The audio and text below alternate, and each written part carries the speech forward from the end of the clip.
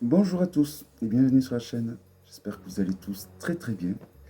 Donc dans cette vidéo, je vous retrouve pour une représentation d'un jeu que j'avais présenté jadis, mais bon, j'avais pas été trop satisfait de la présentation. Donc j'ai décidé de vous le représenter.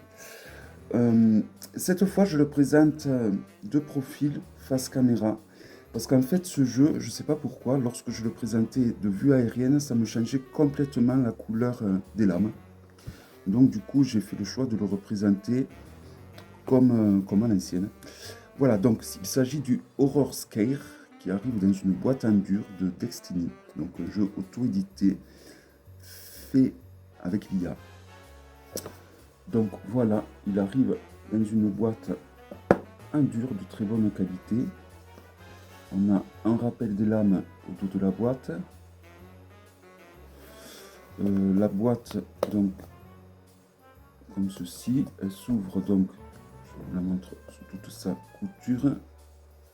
Elle s'ouvre donc comme ceci sur le côté.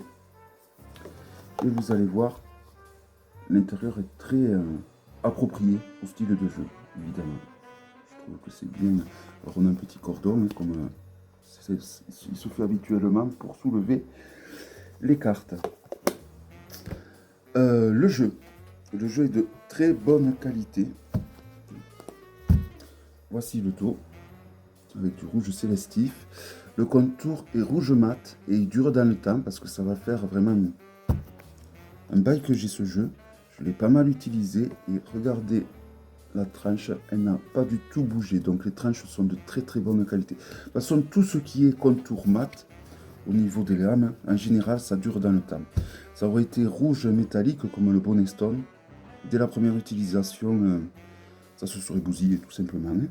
Alors, on a plein de lames de protection qui arrivent avec ce jeu.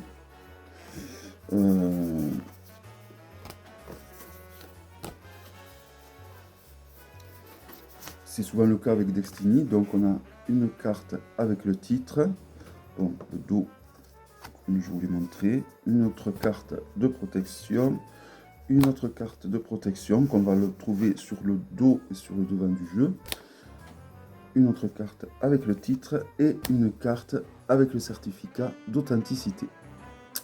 Voilà. Si on compare le jeu avec un Grimaud classique, voilà, donc la hauteur est identique, c'est la largeur où le jeu va être légèrement plus large. La qualité est très correcte, ça a un touche mat, donc le jeu est de très bonne qualité. Si on met, vous entendez, ça chante un petit peu, c'est l'effet mat. Et donc c'est parti pour la présentation. Donc évidemment le jeu mélangé car je l'ai beaucoup utilisé, donc il est très mélangé même. Mais bon, je vais vous dire le nom au fur et à mesure. Et vous allez voir, le nom est tout simplement écrit en bas de la lame.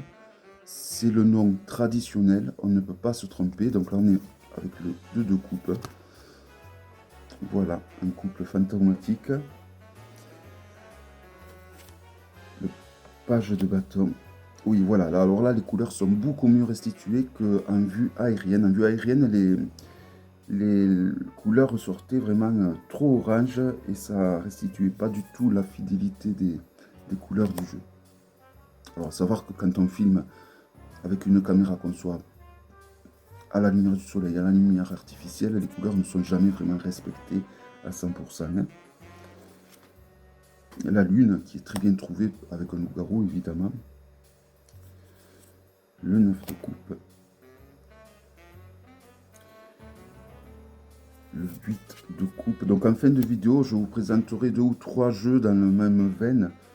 Donc je ne pourrai pas vous faire vraiment des combos côte à côte parce que bon, ben, ça ne sera pas en vue aérienne. Je verrai. Ou alors je passerai en vue aérienne, je verrai ce que je peux faire. Voilà, donc le côté positif que ce jeu soit fait à l'IA, c'est parce que, le 10 de coupe, je trouve que j'ai beaucoup de jeux très dark, des jeux un peu sur le thème de l'horreur, j'en ai vraiment pas mal. Et je trouve que les jeux qui sont faits avec l'IA sur ce thème excellent dans ce domaine. je vais vraiment chercher le plus bas du bas fond des illustrations. Et je trouve que voilà, ils sont top pour ça. Voilà, donc le nom traditionnel en bas, on ne peut pas se tromper.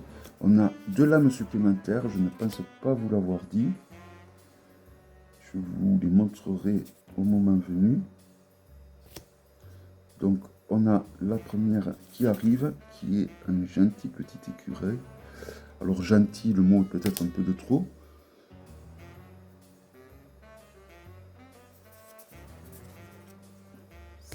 De bâton.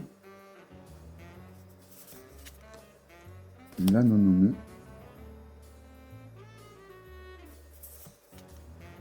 La reine de coupe.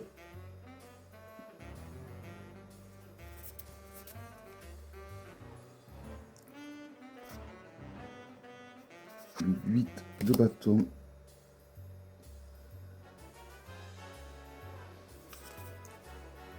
La roue de fortune.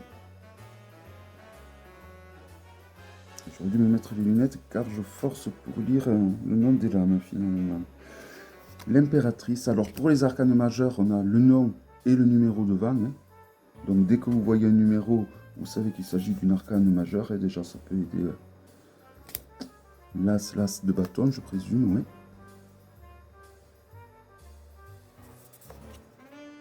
3 de bâton. Le hiérophant.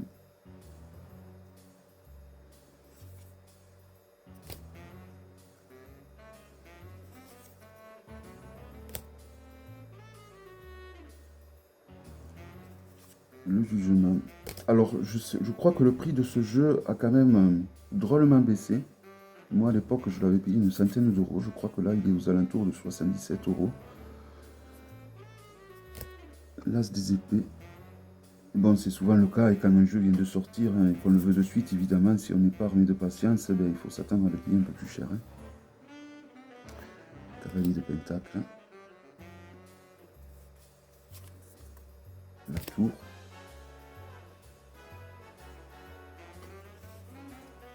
Le chariot. 5 de coupe qui fait très dame blanche. Le soleil est super bien choisi, je trouve, avec cette crinière de feu. La reine de coupe. Alors, tous les jeux qui sont faits à l'IA sur l'horreur ne sont pas forcément au top. Hein. J'en ai vu qui étaient catastrophiques. Hein. La tempérance.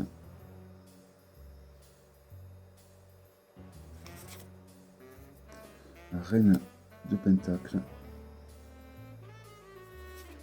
Le page de pentacle qui a un côté Gollum du Seigneur des Anneaux. Le 10 de bâton. Le page de coupe. La reine des épées.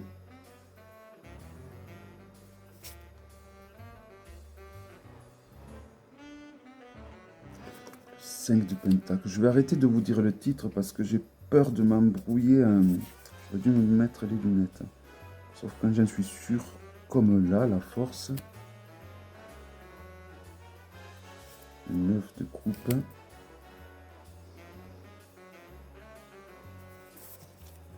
Le 6 de coupe.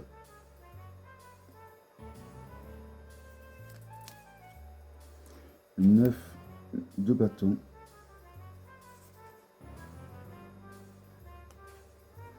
Le 8 de pentacle.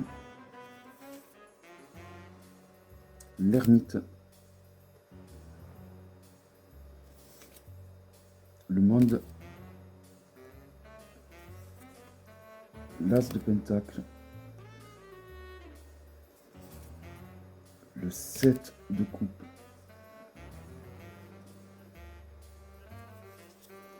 Le 9 d'épée. Après, les représentations restent quand même assez proches d'un rider lambda. Hein. Approprié, bien sûr, approprié au style du jeu, mais on ne s'en éloigne pas des masses. Hein. cavalier de coupe,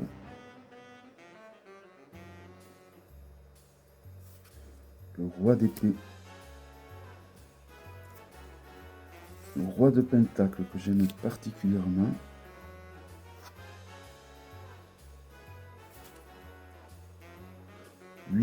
des épées, la reine de bâton, le fou,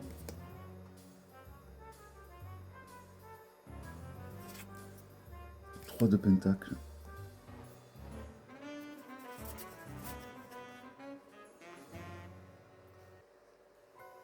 le 4 de bâton, le 3 de coupe, l'as de coupe, le 2 d'épée,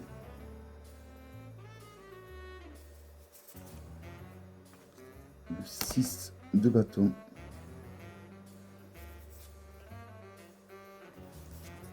le 7 des épées,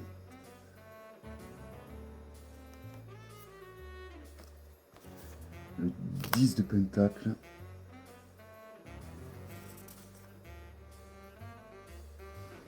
l'empereur,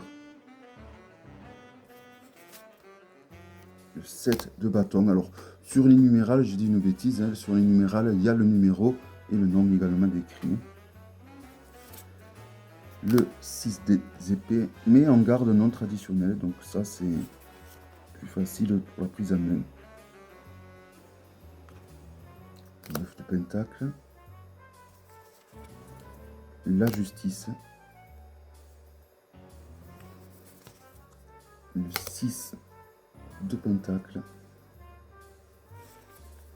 le cavalier de bâton, le pendu,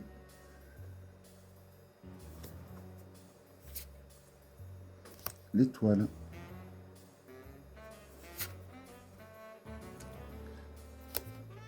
les amoureux, j'ai failli dire le chérubin, mais c'est une sorte de chérubin, hein. Déchu, un chérubin.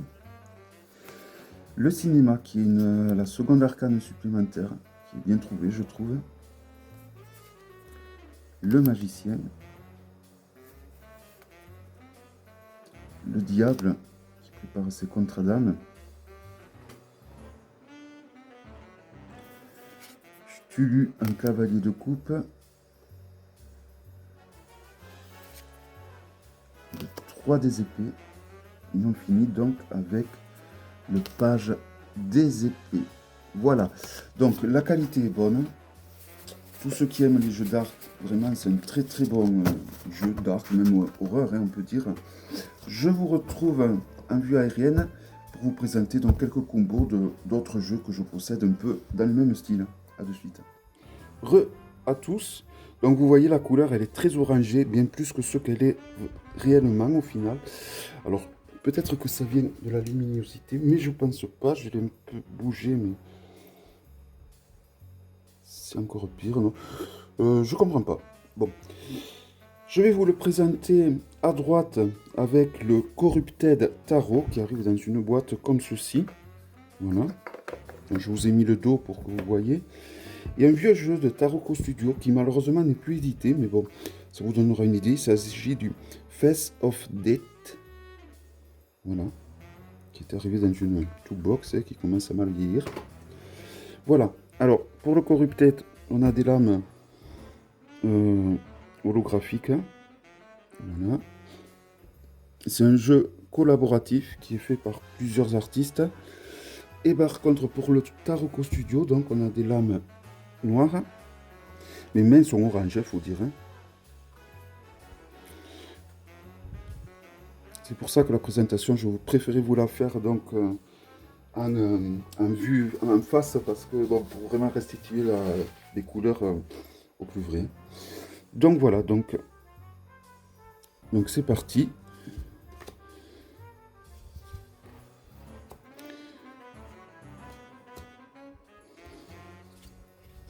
Alors j'ai prévu d'autres jeux.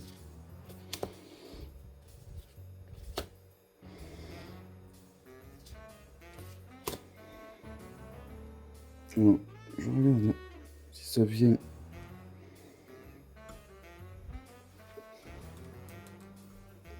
J'essaye de baisser l'intensité des lumières. Non, c'est pareil. Hein. On ne peut pas dire que ça fait grand chose.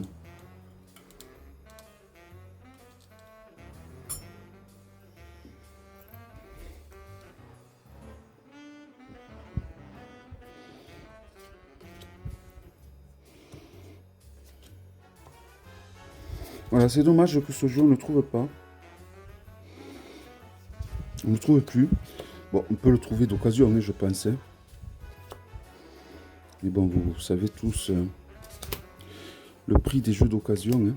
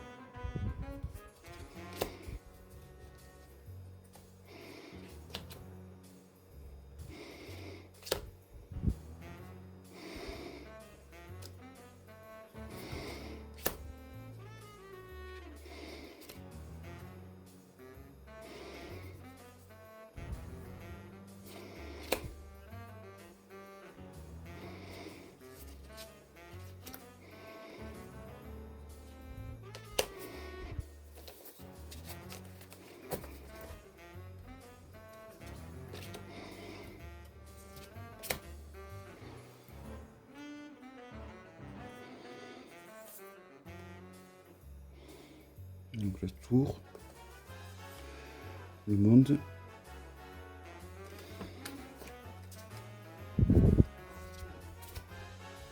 Bon, pour celui-là du Taroko Studio, je vous le présente. Je fais là on est apparemment sur les majeurs. Je tiens à vous le présenter un petit peu plus sérieusement que le Corrupted parce que bon, il est un peu plus rare hein, celui-là. Hein.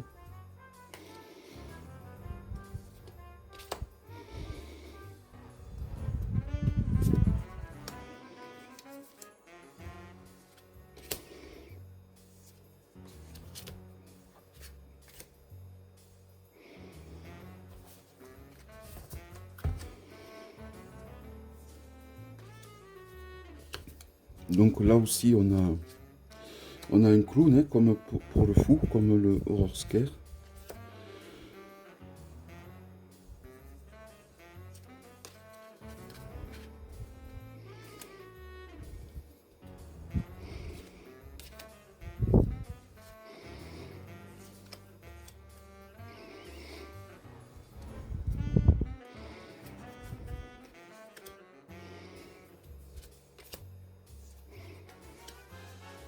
Voilà, donc là on passe au mineur.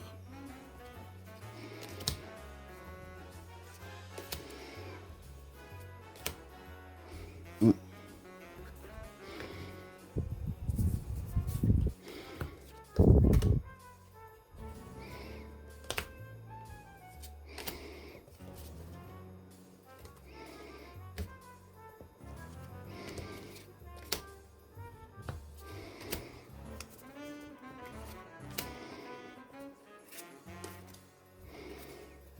Voilà. Donc,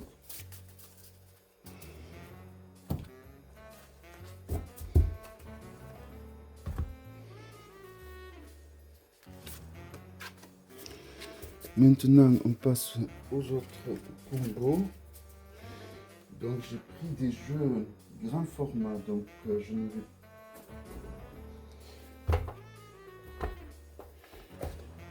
le Diablo Tarot, qui est un jeu avec des lames géantes. Donc il arrive dans une boîte comme ceci. Donc il faut que je le pousse pas mal, voilà. Voici donc les lames, elles sont très grandes et vous voyez par rapport... ça fait comme le trou black hein, au niveau du dos, pour ceux qui connaissent. C'est moi qui l'avais fait, hein, le noir. Voilà.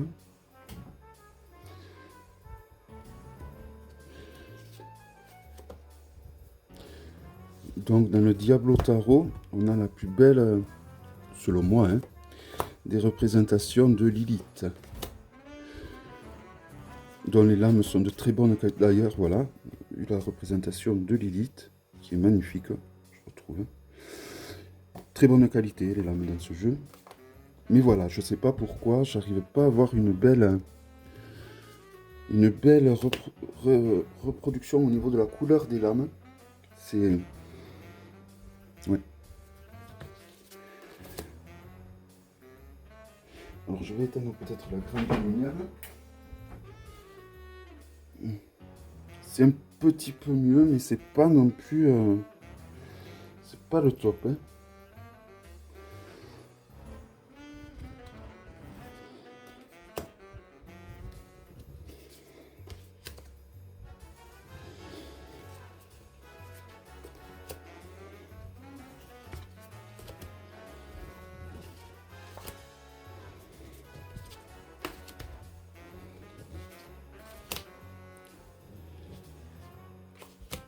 Voilà, ça vous donne une idée de notre style de jeu aussi, qui sont horreurs et qui...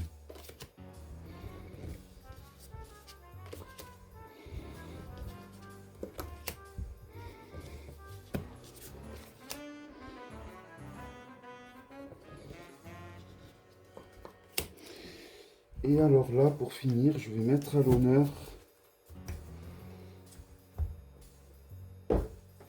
le tarot de Baphomet, que tout le monde doit, que beaucoup d'entre vous doivent connaître, je pense, qui a été illustré par le dessinateur d'Alien. Pareil, on a de très très grandes lames. On le trouve, hein. Un peu plus cher que ceux qui coûtaient, évidemment, hein.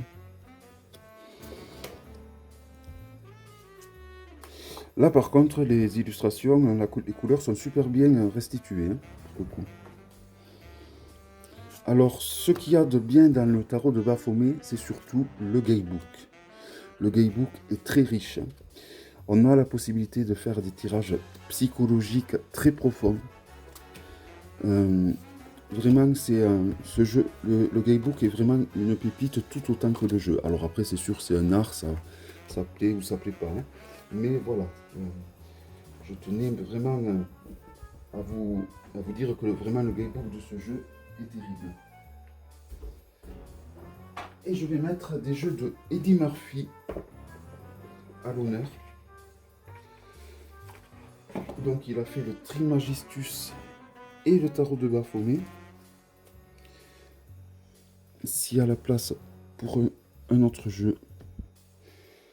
Et je vais mettre à droite du Horror le Murder of Crow, la version collector. Donc un jeu qui a comme thème les corbeaux. Donc voilà, c'est du rouge mat, c'est moi qui l'ai fait. Donc il est rouge, noir et blanc.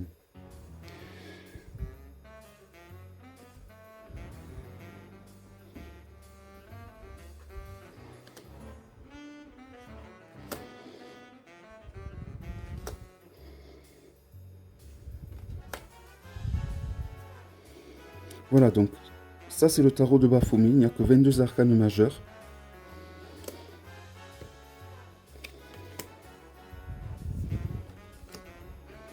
Et après, une fois que les 22 arcanes majeurs auront été présentés, on passera au Trismegistus, un jeu aussi où il n'y a juste que les arcanes majeurs.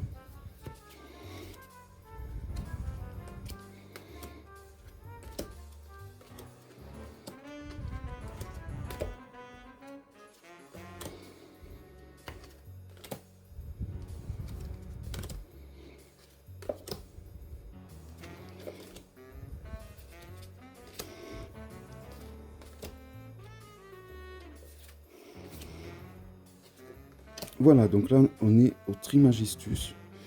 Voilà la différence. Ils sont vendus ensemble, hein. Voici le dos. On voit peut-être un peu mieux les illustrations, hein, que sur le Baphomet.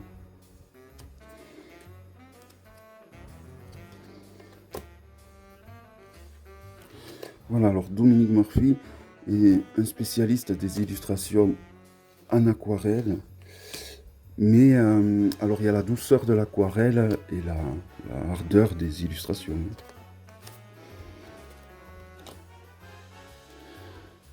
Allez, on laisse cette illustration que j'aime beaucoup.